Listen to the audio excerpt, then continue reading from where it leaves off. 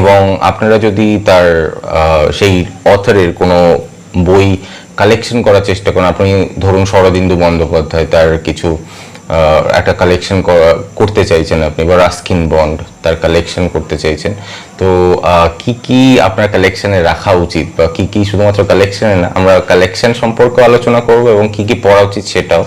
অনেকে বই কালেক্ট করতেও ভালোবাসেন, তো সেইটা করলে তার কি কি বই কালেক্ট করা উচিত, কি কি বই পড়া উচিত একজন রাইটার, স্পেসিফিক রাইটার সম্পর্কে, সেটাও আলোচনা করব। এবং তার যেরকম বললাম যে এটা একদম মাস্টারপিস, সেটা তো অবশ্যই আলোচনা করা হবে। যেরকম খুশওয়ান্ত সিং এর যেরকম খুশওয়ান্ত সিং নিয়ে যদি আমি আলোচনা করি, তাহলে অবশ্যই আমি তার মাস্টারপিসটা বলবো। যেরকম খুশওয়ান্ত সিং এর দ্য ট্রেন টু পাকিস্তান, যেরকম রাস্কিন বন্ডের ক্ষেত্রে the Room on the Roof, যেগুলো তাদেরকে অমর করে রেখেছে, যেইগুলো দিয়ে যারা আমরা পাঠকরা আছি তারা আরো ইন্টারেস্টেড হয়েছে তাদের ব্যাপারে জানতে, সেগুলো নিয়ে তো অবশ্যই আলোচনা করব। তো স্পেশাল মাইথোলজিক্যাল কিছু এপিসোড আমরা বানানোর চেষ্টা করব। সেটা কোনো নির্দিষ্ট রিলিজিয়ান বেস হবে না, সেটা মুসলিম হতে পারে, সেটা হিন্দু হতে পারে, সেটা জৈনিজম হতে পারে, সেটা খ্রিশ্চিয়ানিজম হতে পারে, বাইবেল হতে পারে। তো উইদাউট কোনো রকম কোনো রিলিজিয়ানকে প্রায়োরিটি না দিয়ে আমরা কিছু মাইথোলজিক্যাল বেসড এপিসোডও করার চেষ্টা করব, যেখানে আমরা কিছু ইন্টারেস্টিং মাইথোলজিক্যাল সাবজেক্ট নিয়ে আলোচনা করব। Special recommended episodes about any specific subject. তো আপনারা যদি আমাদেরকে কোনো রকম সাবজেক্ট আপনারা আমাদেরকে রেকমেন্ড করতে চান যে এই সাবজেক্ট আমাদের কথা বলা উচিত বা আমার কথা বলা উচিত, আপনাদের কোনো নির্দিষ্ট সাবজেক্ট থাকে যেটাতে চান আমরা কথা বলি, ইনফ্যাক্ট কোনো লাইভেও কথা বলি, যেখানে আপনারা কিছু কমেন্টস করবেন, আমি সেই ব্যাপারে কিছু বলার চেষ্টা করব।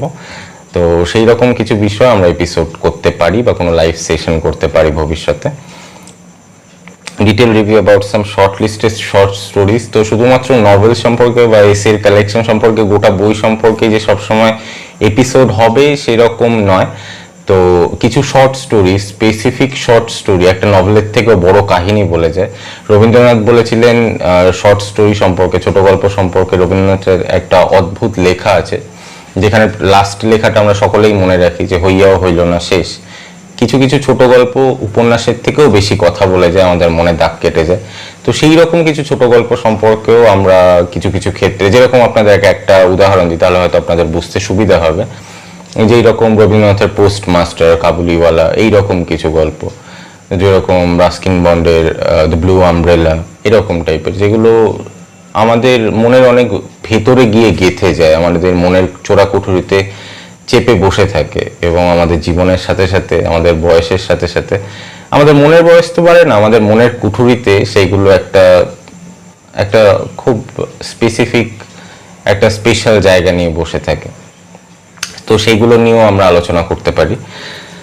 এবং সাইকোলজিক্যাল এবং ফিলোসফিক্যাল ডেপথ অ্যানালিসিস, যেটা আমার খুব ইম্পর্টেন্ট বলে মনে হয়। তো শুধুমাত্র বইয়ে যেগুলো লেখা আছে তো সেই তার অর্থ অনুযায়ী, বা যেগুলো একদম ডাইরেক্ট অনুবাদ বা লাইন টু লাইন তিনি কি মিন করতে চাইছেন সেটার দিকে আমরা না গিয়ে আমরা সবসময় চেষ্টা করব যে তার সাইকোলজিক্যাল, তার মানসিক দিক থেকে তার কি রকম কি ইম্প্যাক্ট তিনি ফেলতে চেয়েছেন, বা কি তিনি প্রমাণ করতে চেয়েছেন, বা তিনি সমাজ সম্পর্কে কি দেখাতে চাইলেন, যে মানসিক দিক, মানুষের মানসিক বৃদ্ধিতে সেটা কিরকম এফেক্ট করতে পারে। অনেক ধরনের ক্যারেক্টারিস্টিক্স হয়, তার নির্দিষ্ট ডাইমেনশনস থাকে, তার নির্দিষ্ট অ্যানালিসিস। যেরকম একজন ক্রিমিনাল হতে পারে, একজন ক্রিমিনালেরই বায়োগ্রাফি হতে পারে। তো নর্মালি আমরা যেরকম একজন ক্রিমিনালকে ক্রিমিনাল হিসেবেই অবশ্যই দেখব, কিন্তু যদি কেউ ডাইমেনশনস হিসেবে আলোচনা করে, যেরকম সাইকোলজিক্যাল ডাইমেনশনস, তাহলে আপনারা দেখতে পাবেন যে যেরকম Michael Madhusudan Dutt, John Milton, তো এরা কি চেষ্টা করেছেন, যদি এই ক্ষেত্রে বলে রাখি যে জন মিল্টনের খুব বড় ভক্ত ছিলেন মাইকেল মধুসূদন দত্ত। তো তারা একটা অন্যরকম ডাইমেনশন নিয়ে আলোচনা করেছেন, যদিও তার সাথে খুব সাইকোলজিক্যাল অ্যানালিসিসের খুব কমই যোগাযোগ আছে, তার কারণ ওটা টোটালি রাইটিং স্টাইলের উপর ডিপেন্ড করে। কিন্তু আমি যেটা বলতে চাইছি, সাইকোলজিক্যাল অ্যানালিসিস যেরকম একটা ক্রিমিনাল থটস, একজন ক্রিমিনালের মনে কি চলতে থাকে।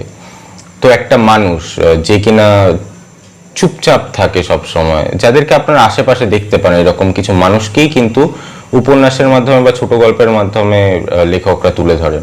তো তার মনের মধ্যে কি চলতে থাকে, একজন মানুষের সাইকোলজিক্যাল অ্যানালিসিসের প্রসেসটা ঠিক কীরকম। তো সেই রকম সাইকোলজিক্যাল অ্যানালিসিস একটা মানুষ একটা উপন্যাসে সে একটা ডিসিশন নিচ্ছে, সেটা তার সাইকোলজিক্যাল কোন দরজা খুলে দিল। বা একজন যার জীবন অন্যরকম ভাবে শুরু হয়েছিল, সে জীবনে তার যখন গ্রো হচ্ছে সে একটা অন্য ডিসিশন নিল, সে একটা অন্য জীবনের পথ বেছে নিল। তো কোন সাইকোলজিক্যাল ডাইমেনশনে গেলে সে সেই পথটা বেছে নিচ্ছে, তো সেই সব নিয়েও আমরা আলোচনা করব। তো আমার খুব মনে হয় যে সাইকোলজিক্যাল অ্যানালিসিসটা খুব প্রয়োজন, এবং ফিলোসফিক্যাল অ্যানালিসিসও সেই রকমভাবেই আমার মনে হয় যে খুব দরকার। ফিলোসফিক্যাল আলোচনা যেরকম দর্শন, যেরকম কিছু কিছু ক্ষেত্রে হয় যে কিছু কিছু বই যেগুলো বা কিছু কিছু মাস্টারপিসেস, কিছু কিছু কবিতা এইরকম কিছু বলে যায়, যেগুলো সময় এই যে আমরা চার দেওয়ালের মধ্যে বসে ভিডিওটা বানাচ্ছি আমরা, কিংবা চার দেওয়ালের মধ্যে বসে একটা জানলার পাশে বসে বই পড়ছি, তো আমাদেরকে এই সমস্ত কিছুর চার দেওয়ালের বাইরে নিয়ে গিয়ে আমাদের মহাজগতের বাসিন্দা করে তোলে। তো সেইটা আমরা কি করে হয়ে উঠি, কারণ এটা তার ফিলোসফিক্যাল পয়েন্ট। তো যেই রকম এই ক্ষেত্রে বলে রাখি যে আমার খুব প্রিয় একজন লেখক আমি বলবো না, একজন সেন্ট, একজন পপুলার ফেস, সে হচ্ছে ওশো। সেই ক্ষেত্রে আপনাদের বুঝতে সুবিধা হবে, সেই জন্য তার প্রসঙ্গটা টেনে আনা। যেরকম the book of man, the book of woman, basically Osho নিজে কখনো বই লেখেনি, তো তার নিজে যে জায়গায় স্পিচ ইন্টারভিউ দিয়েছেন সেগুলোকে পরবর্তীকালে বুক আকারে পাবলিশ করা হয়। তো তার সাইকোলজিক্যাল অ্যানালিসিস আমরা বোঝার চেষ্টা করব। তো কিছু জায়গায় যেরকম রামকৃষ্ণ পরমহংসদেবের যদি কোনো কিছু গল্প থাকে বা তার কথামৃত থাকে, তো তিনি এই যে একটা সাধারণ গল্প দিয়ে কত হাই ফিলোসফিক্যাল থট তিনি রিপ্রেজেন্ট করার চেষ্টা করেন, রিফ্লেক্ট করার চেষ্টা করেন, সেই সব নিয়েও আলোচনা করব। এইরকম কিছু আমাদের উদ্দেশ্য থাকবে লাভ অ্যামং দ্য বুকশেলফসে আপনাদের সামনে তুলে ধরার। এবং আরেকটা জিনিস বলি, যেরকম আপনাদের ভিডিও শুরুতে বলেছিলাম যে আমাদের ফেসবুকে দুটো চ্যানেল ছিল আমার, সেটা হচ্ছে ফালতু লোকের ডায়েরি আর love among the bookshelves. Love among the bookshelves বলে এই চ্যানেলটি যদিও খোলা, তো আমরা চেষ্টা করব যে যতটা মানুষ ক্রিয়েটিভ ওয়েতে থাকতে পারে, এটা একটা প্রচেষ্টা যাতে মানুষ সঠিক দিকে তার টাইমটাকে ইনভেস্ট করতে পারে এবং জীবনের একটা গভীর সত্যকে জানতে পারে। তো এবং তার সাথে সাথে তার গভীর সত্যের দরজাটা যখন তার মনের মধ্যে খুলে যায়, সে যখন নিজেকে আবিষ্কার করে, তখন তার মনের মধ্যে সৃষ্টি উকিঝুঁকি মারে, সে প্রসব যন্ত্রণা ভোগ করে, তার মনের মধ্যে থেকে, তার ভেতর থেকে সৃষ্টি জেগে উঠতে চায়, তার ভেতরকার সত্তা থেকে, যে সত্তা এতদিন ঘুমিয়েছিল। সে যখন তার মধ্যে গভীর জ্ঞান চলে আসে, সে আর স্থির হয়ে থাকতে পারে না। তো এই কথা বলে আরেকটা কথা মনে পড়ে গেল, শ্রী চৈতন্যদেব নিয়ে একটা কবিতা ছিল, পতিত হেরিয়া কাঁধে স্থির নাহি বাঁধে। তো সেই ক্ষেত্রে আমি বলে রাখছি যে ফালতু লোকের ডায়েরি বলে আমাদের যে পেজটা ছিল, সেখানে আমরা নর্মালি আমার কিছু অরিজিনাল রাইটিংস, কিছু পডকাস্ট হতো এবং কিছু অরিজিনাল রাইটিংস দেওয়ার চেষ্টা করতাম।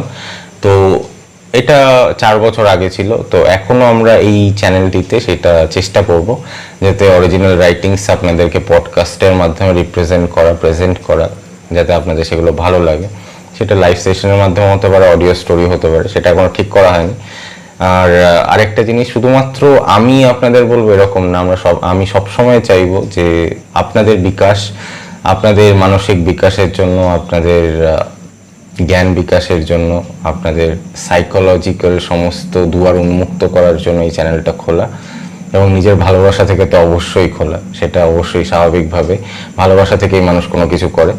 তো আমি চাইবো যে আপনারাও এখানে পার্টিসিপেট করুন। আপনাদের যদি কোনো অরিজিনাল রাইটিংস থেকে থাকে, আপনারা ইন্টারেস্টেড হন, আমাদের মেইল আইডি দেওয়া আছে, আপনারা মেইল আইডিতে আপনাদের অরিজিনাল রাইটিংস দিতে পারেন। সেটা কবিতা হতে পারে, সেটা গল্প হতে পারে, সেটা ছোটোখাটো নভেলস হতে পারে, যেরকম আপনাদের পছন্দ, যেরকম আপনাদের সৃষ্টি।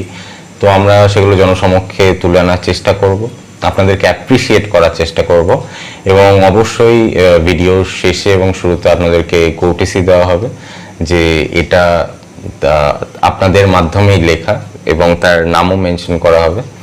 তো কেউ যদি ছদ্মনাম দিয়ে লিখতে চান সেটাও অবশ্যই অলওয়েজ ওয়েলকাম। রবীন্দ্রনাথ যদি ভানুসিংহ সম্পর্কে ভানুসিংহ নামে লিখতে পারেন তো আপনারা কেন না, নিশ্চয়ই। তো এই রকম কিছু বিষয়। তো আজকের টপিক এখানেই শেষ হলো। আর এই ক্ষেত্রে বলে রাখতে চাইবো, যখন ফিলোসফিক্যাল ব্যাপারে এত আলোচনা হলো, জ্ঞানগর্ভ বিষয়, তো সেক্ষেত্রে আমার মনে হয় যে আপনাদেরকে প্রথম ভিডিও, মানে এটা তো ম্যানিফেস্টো ছিল যে আমি পরবর্তীকালে কি কি করতে চলেছি। তো আমার মনে হয় যে আপনাদের বলে দেওয়া উচিত, আমার মনে হয় আপনাদের জানানো উচিত যে নেক্সট ভিডিও কি হতে চলেছে, কোন বই সম্পর্কে। তো আমি এখন যে বইটা পড়ছি সেটা পলো কোলোর একটা বই, বা পলো কোলোর নাম আপনারা নিশ্চয়ই শুনেছেন। পলো কোলোর অ্যালকেমিস্ট সম্পর্কে আপনাদের মধ্যে বেশিরভাগ লোকই হয়তো ওয়াকিবহাল। পলো কোলোর একটা বই যেটা হচ্ছে ব্রাইডা। তো এটা সম্পর্কে আমরা ডিটেল রিভিউ করতে চলেছি। তো ফিলোসফিক্যাল এবং ডিভোশনাল ক্ষেত্রে আমি একটা জিনিস বলতে পারি, আমার নতুন নতুন দরজা খুলে যাচ্ছে, আমি অবাক হচ্ছি, সারপ্রাইজড হচ্ছি। এখনো পুরো বইটা পড়ে শেষ করা হয়নি, পড়া চলছে। আপনাদের সামনে আশা করি খুব শীঘ্রই এই দ্য ব্রাইডের একটা ক্রিটিক্যাল অ্যানালিসিস, একটা ডিটেইল রিভিউ, প্রথম এপিসোড আনতে সক্ষম হব খুব তাড়াতাড়ি। ততদিন ধন্যবাদ। লাভ অ্যামং দ্য বুকশেলফসের সাথে থাকুন, চ্যানেলটিকে সাবস্ক্রাইব করুন, বেল আইকন টিপে রাখুন, যাতে পরবর্তীকালে কোনো ভিডিও আসলে আপনারা সর্বপ্রথম সেটার আপডেট পেতে পারেন। ধন্যবাদ।